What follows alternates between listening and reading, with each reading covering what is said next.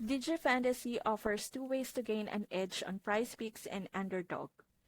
But should you go with the Fantasy Bundle or the AI Sleep Generator? Let's break it down. The Fantasy Bundle at $59 a month is designed for DFS players who want research tools at their fingertips.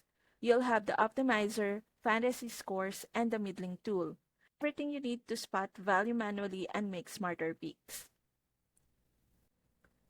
The AI Sleep Generator at $299 per month takes a different approach.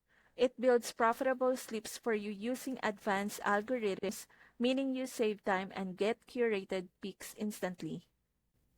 In short, the Fantasy Bundle is about learning and control. The AI Sleep Generator is about convenience and automation. So ask yourself, do you want to build your sleeps with data, or do you want AI to hand them to you? Click the link in my description to join DG Fantasy and choose the plan that fits your game.